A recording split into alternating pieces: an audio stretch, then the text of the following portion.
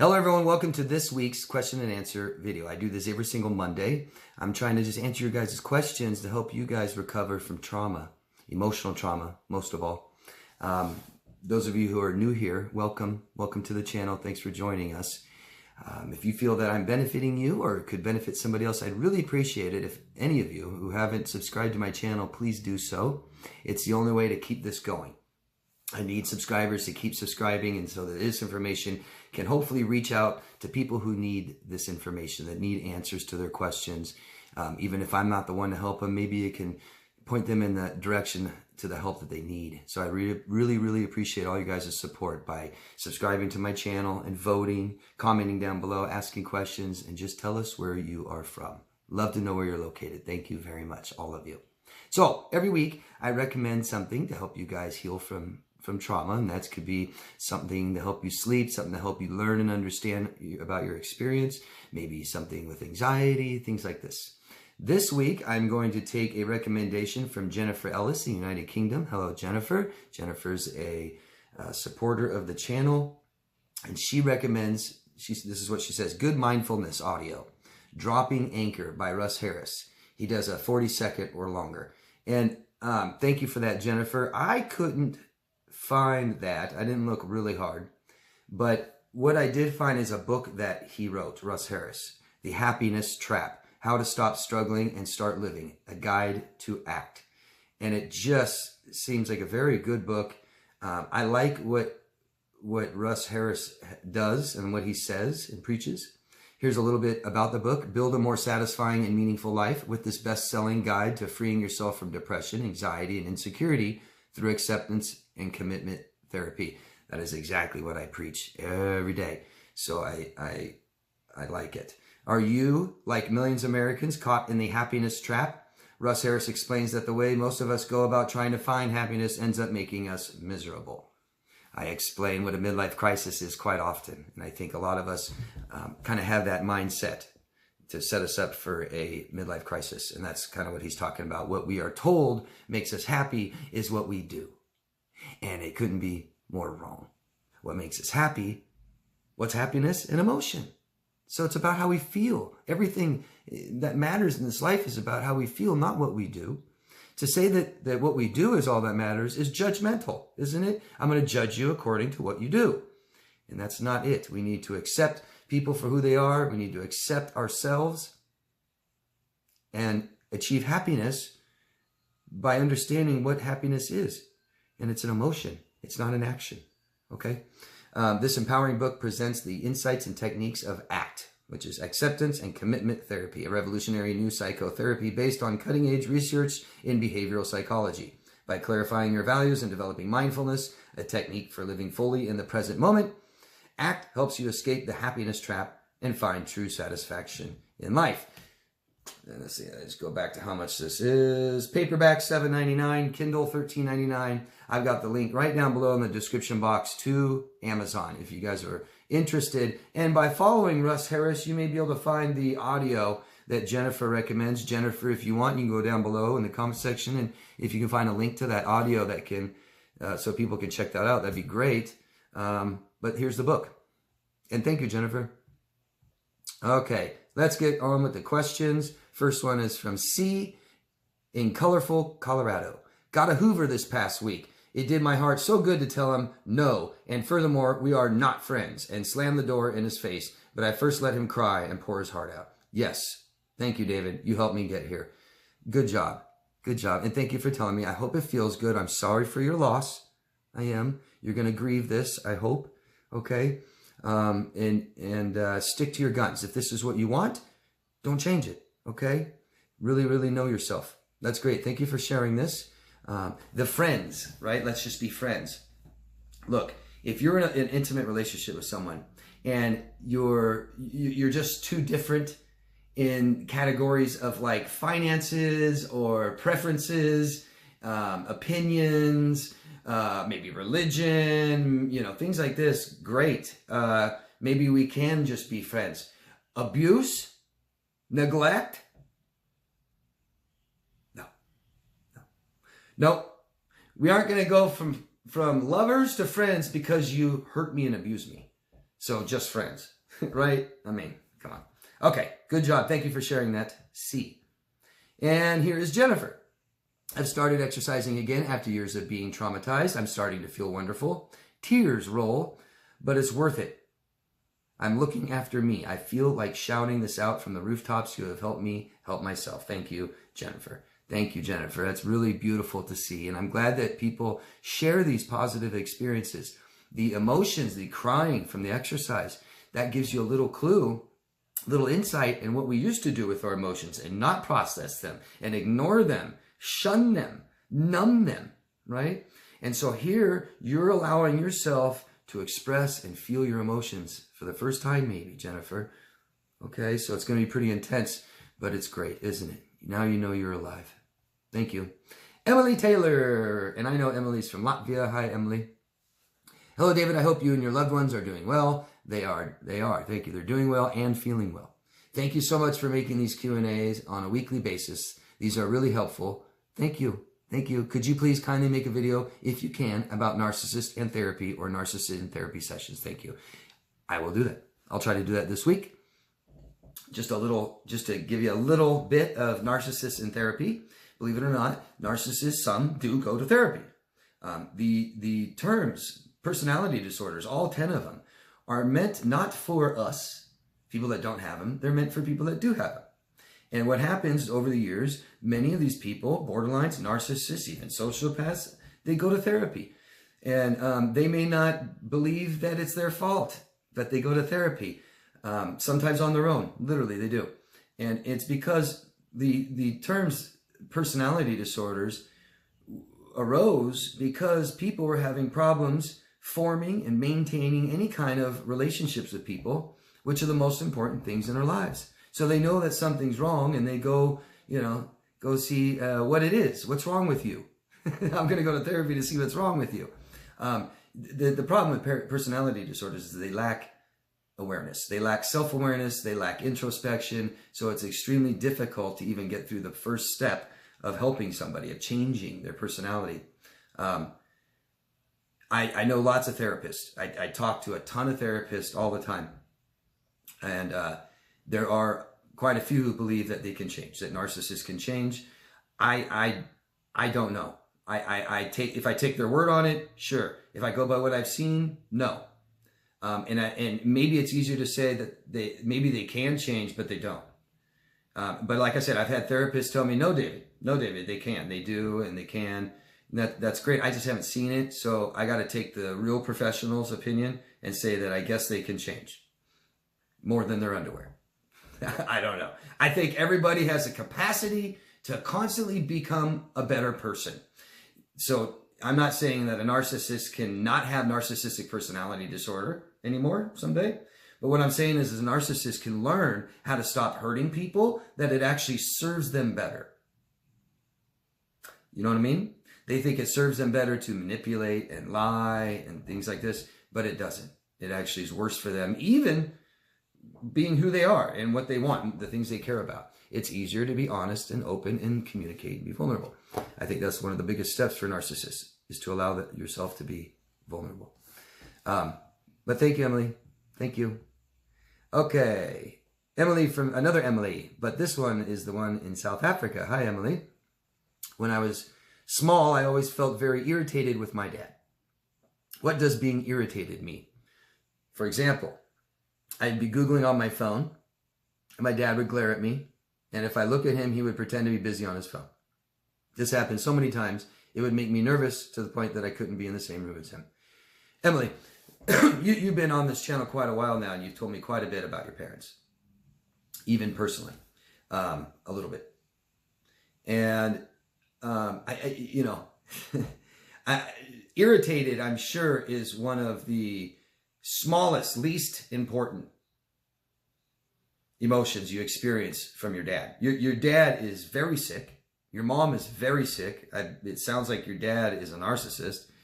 At least he acts like one in every way. But irritated.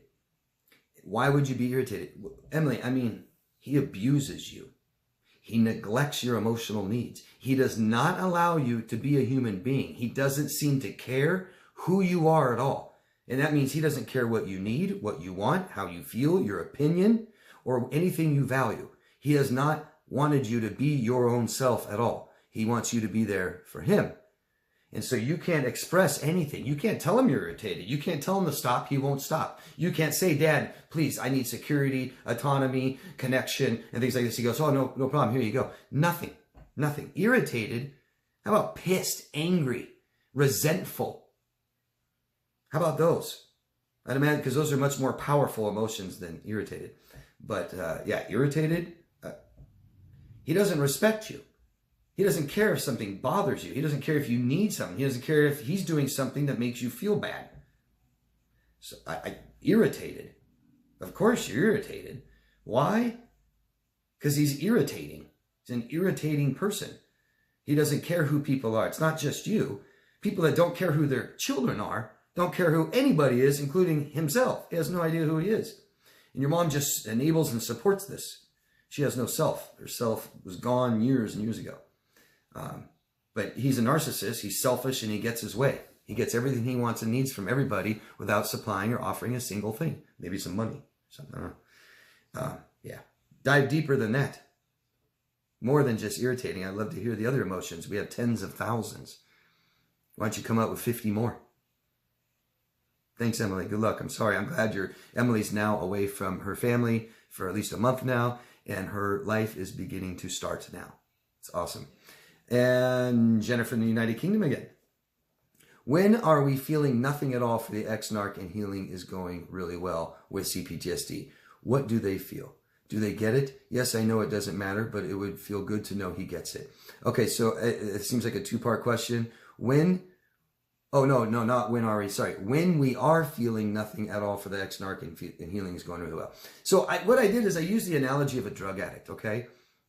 Take a group of friends that are all drug addicts. And I don't think any of us have to be. I've never been a drug addict or alcoholic, but I don't think we need to be to understand the dynamic in a group or a couple that are addicts. Because this is dependency. This is an addiction. So it's the same thing. Not like it, same. Just a different form of addiction. Just not heroin, love, serotonin, you know. But so when you go away and get better, think about what a group of heroin addicts, I always use heroin, it's so extreme, but maybe, I don't know, a group, I hate to say weed, a group of coke heads, right, that do cocaine. Okay, and they always do it together, and they look out for each other, and they enable each other to not fix any problems, and they accuse each other to get what they want. But one day, Jennifer, you decided, I'm done with the coke. I'm done. It's almost killed me. I've lost my job. I look like hell, just like everybody else in the group. And Jennifer's going to go get better. Jennifer's going to say, because what happens with dependency is how they take it, and this is what the narcissist takes it as, you don't need them, you don't want them, you don't love them anymore, and you don't care what they're doing or how they feel anymore. You are done. And that's absolute rejection, okay? Rejection, and it's a threat to their addiction. Now, if you have two people that do this, you are merely saying, especially the narcissist, you are telling that narcissist, I'm so much better than you, I look better than you, I feel better than you, and everybody likes me more. Because all they care about is how you look, not feel. They don't care, Jennifer, that you're bettering your life. They don't even understand what that means. That to them, that means you got a better job, more money, and you got some plastic surgery done. Your life's better now. Happy. But, Jennifer, you going away from this toxic relationship, because they can identify that the relationship is toxic, just not that it's them. So it's you. So now Jennifer is going to get better. And all that really says in the beginning is Jennifer was the problem. Jennifer was the problem. Jennifer finally acknowledges she's the problem, and Jennifer is now working on herself. Now, narcissists don't care about how you emotionally feel better and how you can communicate better and all these things. But what they do care about, Jennifer, is when you get better and you have some success, okay, and you show them you don't need them, you don't want them, you don't care about them anymore, and that is rejection, and it hurts. It hurts, and they'll lie to themselves, and they will do whatever they need to do to be better than you, to up you. So then they'll go on Facebook and, I'm so happy, and I got the love of my life, and they'll just keep trying to one-up you. See that?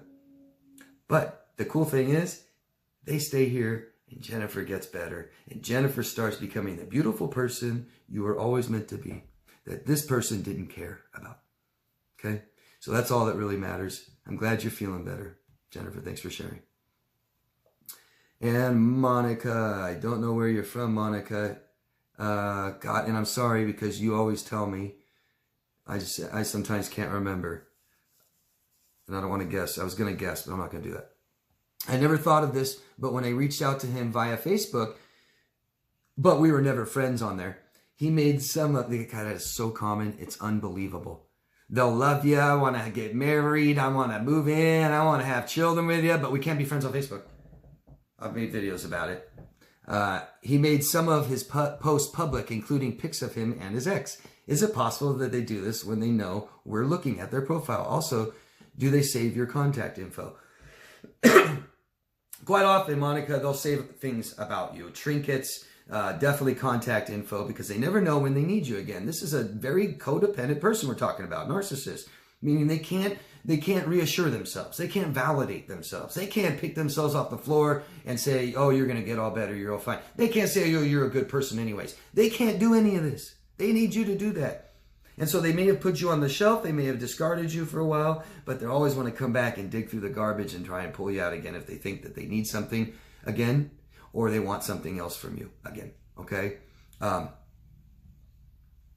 they absolutely think you're looking at their profile. Absolutely. They're hoping you do. They don't know how to communicate. They don't know how to say anything. But if they can show what they look like, because that's who a narcissist believes they are. Narcissists don't decide who they are. They place it in your hands. Everyone. Society. You tell me who I am. Oh, someone said I'm good looking the other day. I'm a good looking person. And that's all that matters. Not how I feel, what I want, what I need. No, you decide who I am. And so Facebook and social media is perfect for them, isn't it? Wow. I get to fool myself and live this illusion that I'm happy, that I'm successful, that I'm smart, that I'm good looking, I got money, I go on vacations, I got a family and children. See, that's who I am. That's who I am. Best thing to do, Monica? Never look again. And Eeks Geeks from South Florida. Hi. It's Ben. That's who it is. Ben again from South Florida. Hi, Ben. Again. I've been getting hoovers this holiday by my abusive parents. I have them blocked, but I still receive the notification of the message being blocked, and it triggers my IBS, something awful. How can I get better at staying in the moment and not letting their hoover attempts cause me unwanted anxiety and IBS attacks? Thank you again, David. I hope you have a very Merry Christmas. Thank you very much, Ben. I hope you can too. You can. You can. Okay? Even under these circumstances. So, I'm sorry your family is harassing you. And that's what they're doing. Your family is harassing you. It's illegal. Doesn't matter who it is. We don't owe anybody anything. The law says it doesn't matter. They're harassing you then. So 2 quick options. Because let's just have a lot of doors we can open. It causes less stress. Makes our stress and anxiety go down. Just knowing there's things you can do, Ben. Okay? So we can change our phone number. Okay? And if you're one of the people that I offer that to that says, oh, no, I've had it forever, I can't, who's going to get a hold of me? You can tell everyone what your new phone number is, okay? I know it's kind of a pain in the ass to go and put in new phone numbers where they're saved online and stuff like that. Change your phone number. Done. Done, Ben. Wouldn't that be great? Change your phone number, okay? Another option, you can have a lawyer, hire a lawyer. There's a lot of them down there in South Florida. Might cost you a few $100s. Maybe more, depends on how much you want to spend. I've found lawyers as cheap as $50 to write a letter to them. Cease and desist, never contact me again. Because what you're doing is breaking the law, which means you can take criminal action and you can take civil. You can start suing them for this crap. I'm not suggesting that. I'm giving you options, Ben. At least know that you do have some control over this. You can't control them, but you have control over them contacting you, causing you unwanted, unneeded anxiety. Okay? Third, 1, 2, 3. Third is talk about this to somebody, Ben. Okay? This is causing you stress, and you need to let it out. And you need support from people, professionals, okay? People around you. Have support. Best thing ever. Okay? Good luck, Ben. And I'm really sorry, and I hope you do still enjoy your holidays. And Emily from South Africa again. Hi, Emily. I have become more emotionally and physically healthy in this month. than I have been on years of self-help books and Jordan Peterson's propaganda and toxic religious concepts and material while with my parents. I'm still struggling with my emotions. It feels like a storm of emotions. It doesn't make any sense. Why am I feeling all of this now? I'm trying to numb it, but it doesn't really work. No, it doesn't, Emily. So stop trying to do that. Trying to find a therapist because that's what you've been doing. We got to do things differently now. Try to find a therapist, but don't think I can fix this on my own. Probably not. We all need help in life. Okay? Also, when it rains, my inner ear infection gets worse and I feel really dizzy. Perhaps you or someone might know of something that helps it. I set up a group on social media about a movie series I really like. Someone there said he can help me set up the group. It went well at first, but he started posting links to his own groups on my group and made a very similar group just a few days after I created my group. I banned him from my group. It felt good. I don't think I would be able to do that before. Good. Improvement, right? So if we don't like where we are, we got to do things differently to be somewhere else. Okay? So we can't numb emotions, Emily. Okay? And the reasons whatever you're doing, you're allowing yourself for these emotions to surface again. Look, real quick. I know I've said this before, but there's probably new people here. All of your memories in your life are simply emotionally charged experiences. Okay? So we can pick out a day maybe when we're 7, and we can remember the whole day. We might remember what we're wearing. We might remember what other people are wearing. We remember smells. We remember how it feels, and we can recall this. Good memories, great. Bad memories suck, right? And so we didn't express our emotion. And so if we don't express it, it stays open forever. Our body starts doing things. Feelings are awareness of what that is. That's the first step. Okay. Second, we want to know where the source is. Why am I feeling this way? Third, is there something I can do about it? If not, throw it out. If we can, always do something about it. Make yourself feel better. We've been in these dependent relationships where we depend on somebody else or a different relationship to do that for us. But what's happening is something is allowing you to express emotions. Something is making you feel safe enough to start doing that. It's like a drug addict that quits the drugs that numbs him. Now they're feeling all these emotions. So, things like AA, that's why it's a miserable failure. I'm sorry for any of you, those who are in AA and it's working for you, that's great. But we know that it's got less than 2% success rate. The reason being is because the work just started. Getting off the drugs isn't the problem. We have problems, so we take drugs. What's the problems? It's like people that go to see a doctor about anxiety and they just take anxiety medications. That's not the problem. Anxiety is not the problem. You have anxiety because of bigger, larger problems. Process your emotions, Emily. Okay? Do that little 4 steps I just said. What is the emotion? Where is it coming from? Why do I have it? Is there something I can do about it? If not, throw it away. If there's something I can do about it, then always do it. Okay? Try to do that. Start writing, telling, talking, and get help. And there's many books and stuff like this, literature that will help you with this, okay? But you're fine. This is good. This is a good thing. Even if it feels bad, the more you give attention to it, the better you'll feel. You're trying to not give any attention to it, and here we are. Hasn't worked, okay? And Jennifer, again from the United Kingdom, I'm getting confident and assertive. However, I'm afraid of people being put off by my newfound self. It's good to be this way, but it's all new to me. Just being honest. Could I have some advice on this new being? Great, Jennifer. Great. So in the beginning of this kind of process, where we're feeling our emotions, we're standing up for ourselves, we're exhibiting things that we value, try to stay calm. Take your time reacting. Stay calm. Even when someone's abusing you, stay calm. Even when someone's freaked out and screaming, stay calm. Take your time to make decisions on what you're going to do. Nobody can rush you. I don't care what they say. I don't care if they're saying, I'm going to die, Jennifer, hurry, quick, tell me, what do you want? Can I do this? Take your time, okay? Stay true to yourself, who you are. I'm guessing, assuming that you value honesty and integrity and respect for others and self-respect and dignity and acceptance. So just keep using these things. And just biggest is remember that you might be a little hyper-vigilant right now. This is the time where we start throwing people away real quick. Just a slight, because God, nobody's perfect. Everyone's got a little bit of narcissistic tendencies, and boy, we're looking for them right now. What'd you say? Oh, you worded it like that? Out of my life. So just be careful of that. You can always take time. I need a little time. I'll call you in a couple weeks. Doesn't matter if they're not okay with that. If they're not and the relationship ends, so be it. But you have control over what you do, nobody else, okay?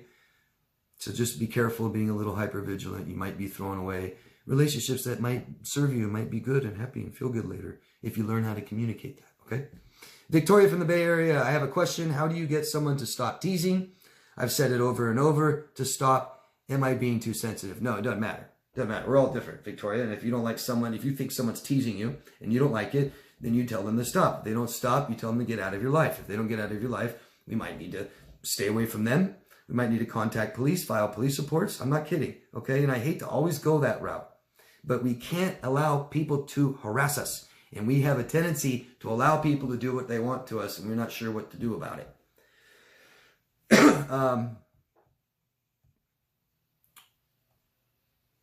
And I think, here, I'm not done with that. Okay, Victoria, you have another question. Why do people tease one another? I see it as being funny, but I also can see it as being mean. Please explain the definition of teasing. So I looked up, just a little reference, teasing. Intended to provoke or make fun of someone in a playful way. And that's what people do. I'm just teasing.